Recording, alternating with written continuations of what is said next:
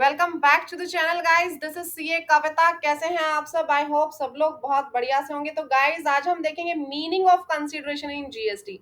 देखिए, meaning of consideration जो है जीएसटी में जानना इसलिए जरूरी है क्योंकि हमारे पास अगर कंसीडरेशन होगा तभी तो उसको सप्लाई मानेंगे, अदरवाइज सप्लाई नहीं मानेंगे। हाँ, शेड्यूल 1 एक ऐसी चीज है जहां पे कंसीडरेशन ना हो तो भी उसे सप्लाई ट्रीट करते हैं। इसे हम नेक्स्ट वीडियो में किसी में डिस्कस करेंगे।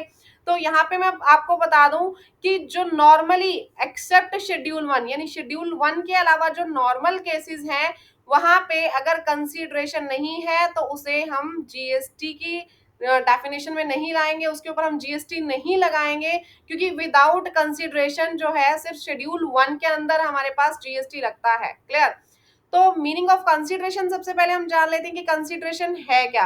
देखिए, कंसीडरेशन जो है मनी में भी पे किया जा सकता है और अदरवाइज देन मनी भी पे किया जा सकता है। देखिए, पेमेंट इन मनी और अदरवाइज यानी पेमेंट जो है वो मनी में भी हो सकती है और मनी के अलावा किसी चीज से भी पेमेंट हो सकती है। देखिए, बार्टर सिस्टम ऑफ एक्सचेंज आपने पढ़ा होगा कि एक प्रोडक्ट के बदले में दूसरी प्रोडक्ट लेना। ठीक है जी, तो वो बार्टर सिस्टम ऑफ एक्सचेंज जो है वो भी यहाँ इंक्लूड किया जाता है।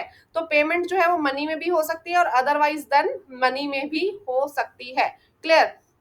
Monetary value of money, monetary value of any act और फॉरबियरेंस। देखिए, किसी भी एक्ट की जो मॉनेटरी वैल्यू होगी, आपने पैसा नहीं दिया, ठीक है, लेकिन कोई काम कर दिया। आपने पैसा नहीं दिया लेकिन कोई काम कर दिया तो उस काम की आप क्या लेंगे जी? यहाँ पे मॉनेटरी वैल्यू लेंगे। या फिर फॉरबियरेंस, कोई काम नहीं किया, ठीक है, कोई काम नहीं किया। फॉर एग्जाम्पल, अगर कोई ट्यूशन सेंटर है, अगर कोई ट्यूशन सेंटर है और ट्यूशन सेंटर के नीचे खड़े होकर के बच्चे बहुत शोर करते हैं, आसपास के पड़ोसियों ने शिकायत कर दी, आसपास के पड़ोसियों ने शिकायत कर दी, तो उस पर्सन ने क्या कहा? ठीक है जी, आप मेरी शिकायत मत कीजिए, आप अपनी शिकायत वापस ले लो।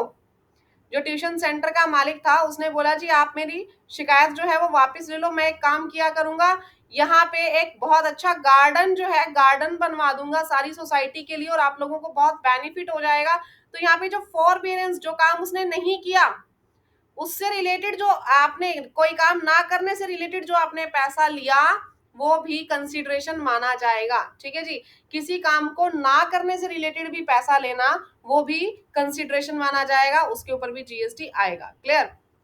दूसरी बात, जो भी आपने पैसा दिया, ठीक है, जो भी पेमेंट हुई इन मनी और अदरवाइज, और कोई भी जो मॉनेटरी वैल्यू है किसी एक्ट की या फिर यू कैन से फॉरबियरेंस की, ठीक है, जो भी मॉनेटरी वैल्यू है किसी एक्ट की या फिर फॉरबियरेंस की और मनी और अदरवाइज सिस्टम में, वो किस लिए होनी चाहिए? In respect to, in response to और फॉर द इंड्यूसमेंट ऑफ, यानी बढ़ाने के लिए क्या? सप्लाई ऑफ गुड्स और सर्विसेज और बोथ, यानी उसके थ्रू आपने कोई सप्लाई की हो, गुड्स की, सर्विसेज की या फिर बोथ की। मेरी बात समझ में आई आप लोगों को? जो आपने मनी दी या एक्ट किया या फॉरबियरेंस ऑफ एक्ट किया तो उसके लिए आपने क्या किया? उससे कोई गुड्स, सर्विसेज या बोथ जो है वो सप्लाई हुई हो। ठीक है, ध्यान रखिएगा। अगर आपने मेरा चैनल सब्सक्राइब नहीं किया तो गाइस चैनल जरूर सब्सक्राइब कर लेना ताकि ऐसी इंपॉर्टेंट वीडियोस मैं आप लोगों के साथ शेयर करती रहूं।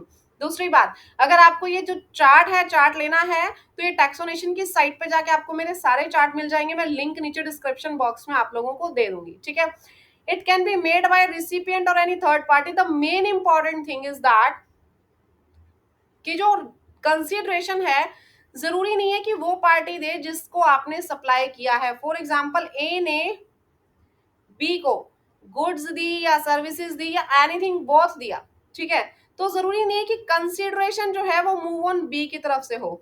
ठीक है, हो सकता है कंसिडरेशन बी दे, बट अगर ऐसा नहीं है तो इसके बदले में सी भी इसको कंसिडरेशन पे आउट कर सकता है। No problem, it can be made by recipient और एनी अदर पर्सन। इसके अलावा कोई जो दूसरा पर्सन है वो भी जो कंसिडरेशन है वो पे कर सकता है।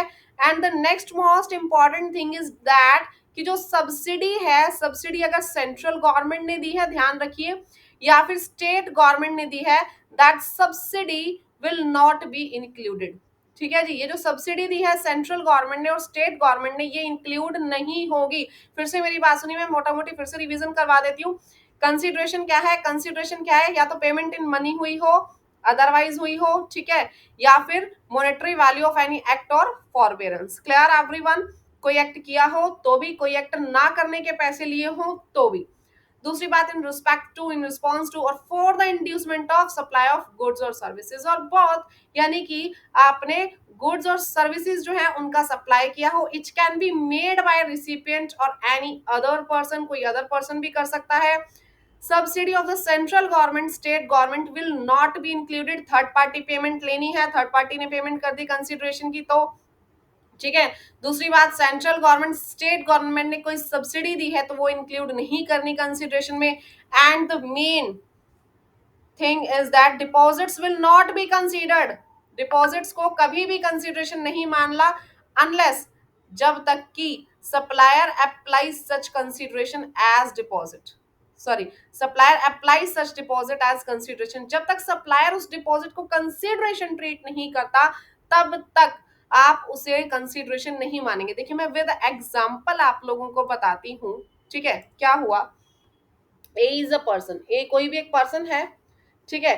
इसने बी के साथ कोई भी डीलिंग की, एग्रीमेंट किया, कॉन्ट्रैक्ट किया, तो इन दोनों ने जो भी कॉन्ट्रैक्ट किया उसके बदले में बी ने ए के पास 1 लाख की सिक्योरिटी डिपॉजिट की, या रेंट पे इसने, मैं मान लेती हूँ कि रेंट पे इसने क्या दिया, अपना हाउस दे दिया, रेंट पे हाउस दे दिया। अब बी ने इसको 1 लाख की क्या दी है जी, सिक्योरिटी दी है। अब क्या हुआ बीच में, ए को रेंट रिसीव होना बंद हो गया, पिछले 2 मंथ्स से ए को रेंट नहीं मिला, ठीक है जी। तो लेकिन अब इसने क्या किया, 1 लाख को यूटिलाइज नहीं किया, मैं बता रही हूँ ए ने 1 लाख को यूटिलाइज नहीं किया तो इसको हम कंसिडरेशन नहीं मानेंगे।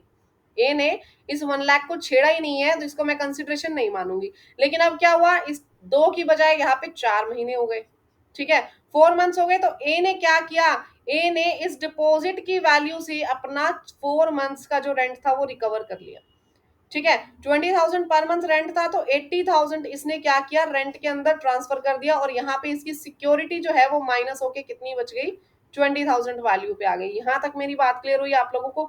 तो अब यहाँ पे इस 80,000 को मैं क्या ट्रीट कर लूंगी, मैं इसको कंसीडरेशन ट्रीट कर लूंगी। मेरी बात समझ में आ गई होगी आई थिंक, ठीक है। यानी कि कंसीडरेशन में मेन इंपॉर्टेंट चीजें क्या थी, कंसीडरेशन जो है कोई भी थर्ड पार्टी कर सकती है, सब्सिडी इंक्लूड नहीं करनी है, and the main thing is that deposit will not be considered as consideration, ठीक है, unless the deposit the supplier apply such deposit as consideration. Clear everyone? अगर आपको मेरी वीडियो अच्छी लगी हो तो वीडियो को लाइक कीजिएगा, चैनल को सब्सक्राइब करना बिल्कुल मत भूलिएगा। Bye bye, take care everyone.